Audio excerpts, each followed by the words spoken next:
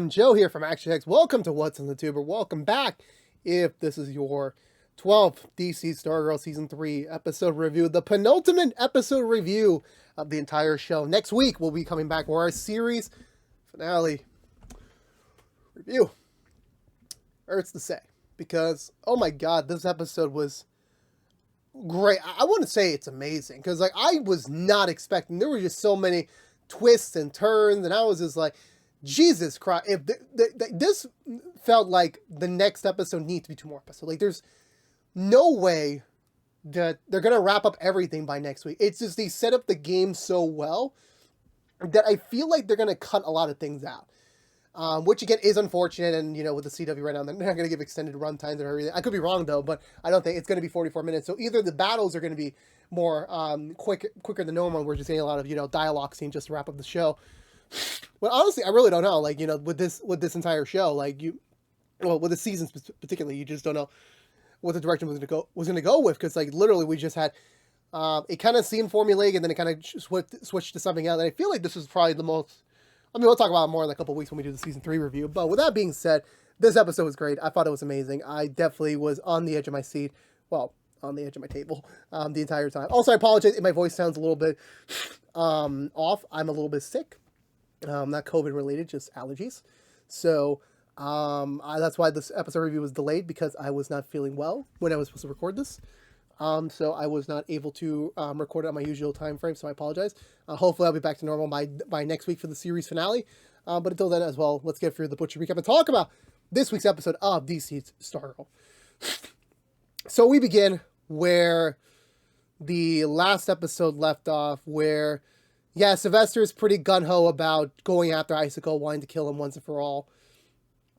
And they're looking for him around, and, you know, Courtney's still in disbelief of just everything that's occurred in the last couple of episodes, and like, she doesn't really know what is going to be next for them, just considering the fact how everything is right now. We cut over to the gym where I forgot her name, damn. Artemis is beginning her very brutal training because she wants to go kill Icicle herself. Starman shows up, tells her, you know, that she shouldn't do this, that at the end of the day, you know, do not become a killer just like your parents were. Your parents believed you could be better, so go to college, be the star player, be the MVP in the sports world that you were always meant to be, to honor your parents' legacy. Or she asks the most important question of all. So Icicle gets to walk away scot-free. And so I was just like, oh no, I'm going to kill myself. Don't worry about that. He's still going to die. So I think we then cut over to, yeah, Rick wasn't here last week, so we get to see Rick in his bathroom.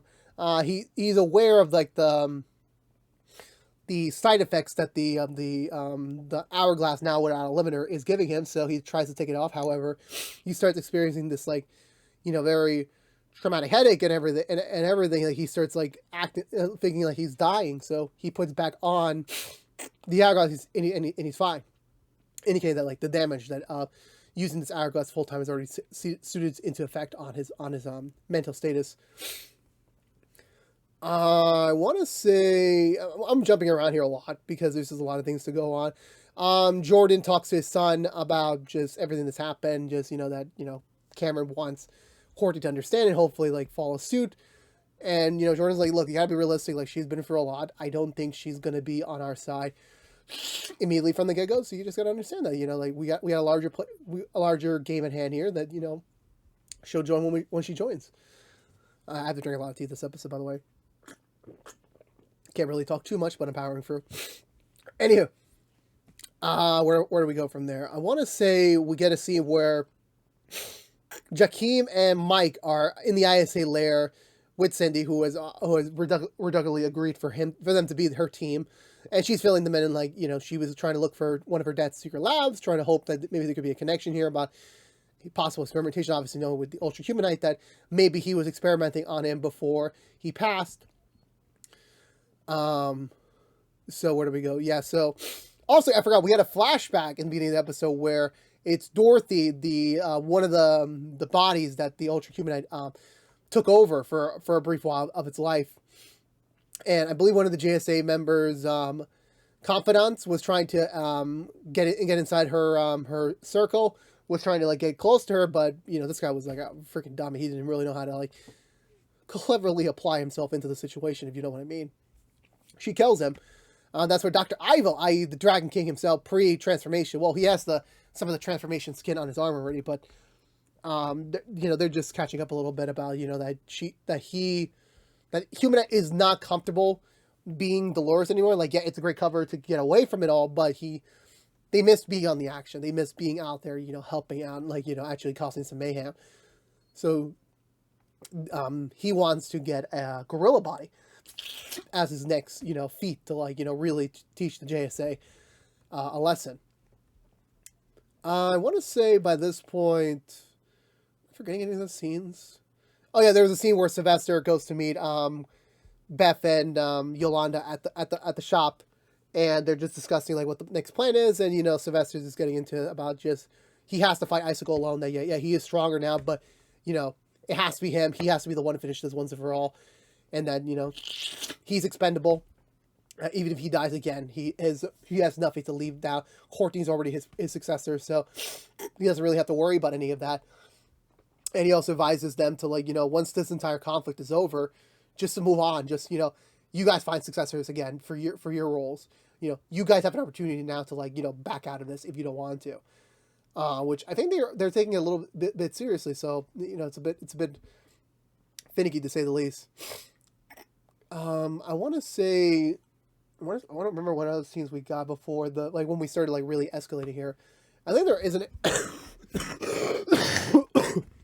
Jesus. Anyway, where do we go from there? Yeah, so I want to say, yeah, so Sylvester returns back to the house. He's suited back up as Starman, but the staff isn't there.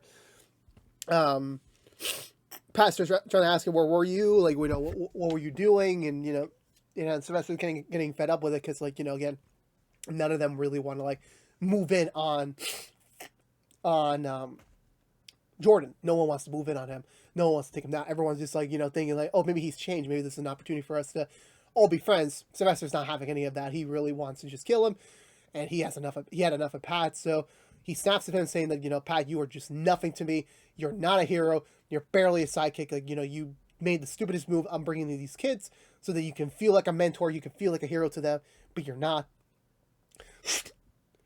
And, just because like, you have that fancy robot suit doesn't mean you're anything about it. And, even Sylvester goes a little bit harsh to say that on the night of the battle, back in the premiere, Pat was communicating him many, many times during that battle. And Sylvester, told him to get away. He didn't listen. And he blamed Pat for killing him because Sylvester was distracted by Pat's communication that he wasn't able to fully concentrate on his battle with Icicle. So he blames Pat for his death. His original death. So he leaves upstairs. Courtney hears the whole thing. She calls him out saying that, okay, you're not one to say anything because, yes, for a while I thought you were my dad, but, Pat's always been there for me, as a dad, as a hero to me, because he's always there for me. He knows the right thing, so you're wrong. And Sylvester does a similar thing to Courtney about telling her, like, the staff never really chose you. It's always going to be loyal to me, and that you were never really my successor. Very harsh things, which kind of seemed weird for him. So, anywho, he takes the staff back from Courtney, leaves the house, ready to go fight Icicle. The family regroups, with no staff. Like, their only choice is, like, they gotta back him up. They gotta, like, go in there and help him out, even with most of them not having, like, the full abilities to, like, fight him on. So they go to find Rick, which, conveniently enough, Rick is already outside the door, but he's expressing his issues that, the hourglass, if I take it off right now, it's gonna cause some negative effects on me. And Beth wants to reach out to her parents, see if they can find something to fix the situation, maybe have a way to, like, reverse the side effects or anything. Pat realizing that, yeah, Sylvester can't do this alone, he heads back to the shop. However, he doesn't find anything of the sort. He already finds the Stripe already destroyed, which I'm like, convenient. Stripe just happens to be destroyed during these big season finales. It just happens to be convenience. Or it just happens to be taken out of commission during the big moments. It's like CW starting to save some money over here. Yeah, so they're going to try and fix it up because, again, I also realized in this moment that Sylvester was lying to them so that they can stay away from the battle. But, of course, Pat can't allow that. So I think he works on a flamethrower device from the Striped suit. So he heads over to the McKent's house because the McKents aren't there right now. The family's out for a vigil for the art teacher's death, so that only leaves Jordan by himself. So Pat goes in. He gets eventually found by Sylvester, and Sylvester calls him out on it. And this is where the real Sylvester comes back, where he says, like, I only did this to, like, keep you away. Like, this is my battle. This is he killed me. I need to kill him. Kind of like eye for an eye. But Pat's like, you're my best friend. You're my partner. Like, I'm gonna be here for you no matter what. Meanwhile, Cindy, Jakeem, and Mike do find the real location of the more recent news secret lab of Dr. Ivo. It's pretty much still in usage, since they're looking around like this is all fresh equipment. This is all fresh, work here. They find a covered body. When they open it up, it's Dragon King. But what's even more alarming is that they remove the mask, and they find the brain is removed.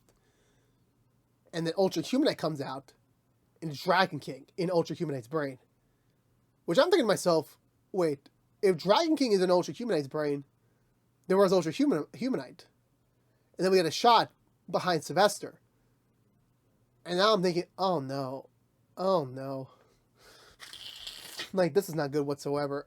So yeah, turns out Ultra Humanite grabbed Sylvester's body and transplanted his mind into the body.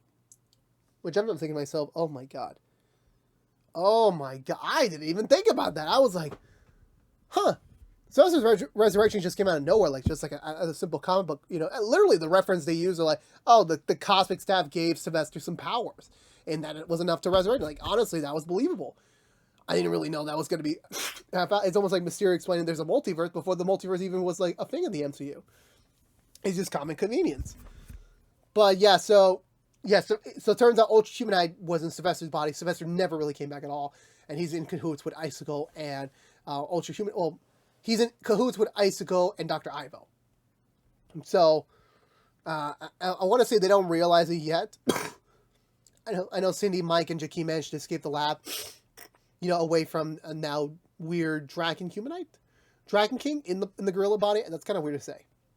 Gorilla King? I don't know. Yeah, so I think I want to say we head over to the middle of the woods, and we find Pat being buried by Ultra Humanite, and Ultra Humanite is kind of like giving the grand spiel of his plan, like, saying that, I had this plan all figured out, because, like, I knew, I wanted to get back in the action, like, I knew, like, okay, the ISA is going to do their own thing, and I'm just going to be hidden in the shadow, but he wants to come back. He really wants to, like, destroy the JSA, want to drive away a knife into the newbies.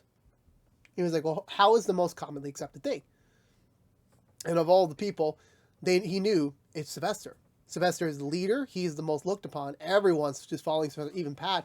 So if anyone was going to be the most, accepting of his return and, with enough, credibility, it would be Sylvester. So he brought himself into Sylvester's body, and then he started researching about Pat and the family, which explains his cameos in season 1 and season 2, where he starts, getting into the details of everything about how, like, I went after, the whole landlords. I looked after everyone. I found Mike's mom, who's working at the diner, which I'm like, oh shit.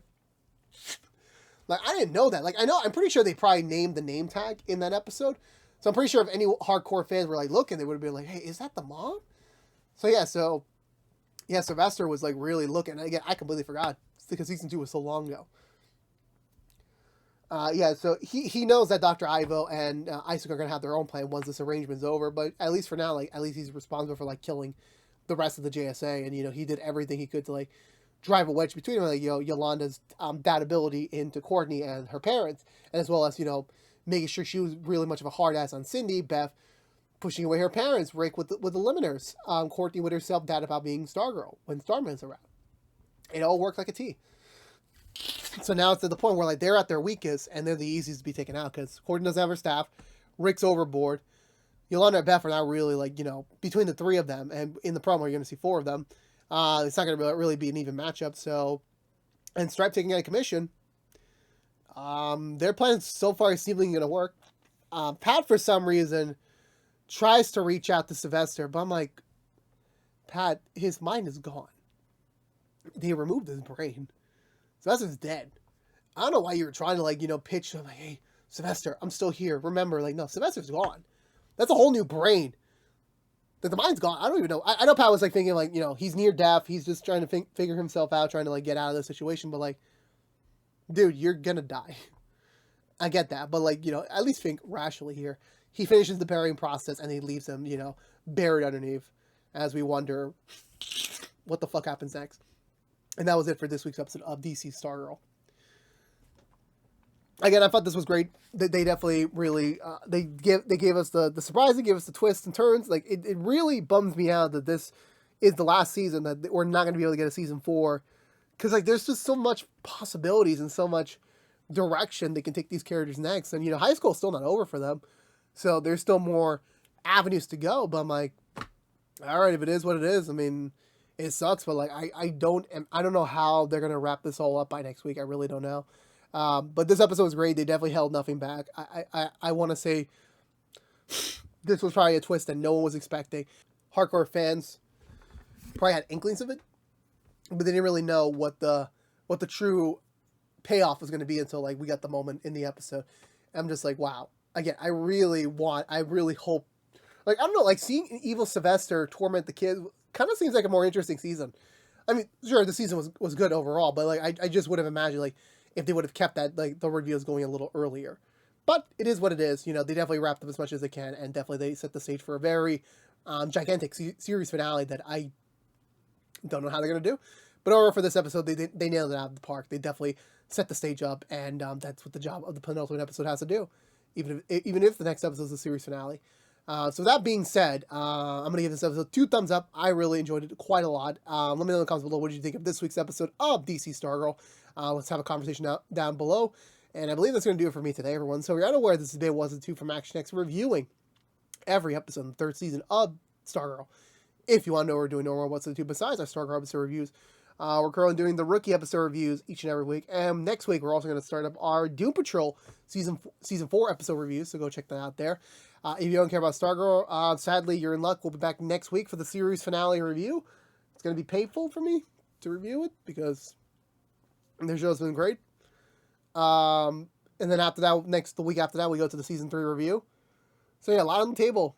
A lot of table to do. It's definitely going to be bittersweet. It's going to be a bittersweet. I think this is the first time that a long-running show that I reviewed is ending. I think every other show I talked about or reviewed has been like 1-season cancellations. So it hurts, and there's more of that to come next year with Nancy Drew as well. But with that being said, again, thank you so much for watching. Please subscribe to us if you have not. Please also ring the bell, like, or share, follow us on the socials. But until we see each other again, for all you Stargirls out there, I'll see y'all next week for the final time, for the final review. But until then, stay safe out there, be good to each other, and as always, peace out.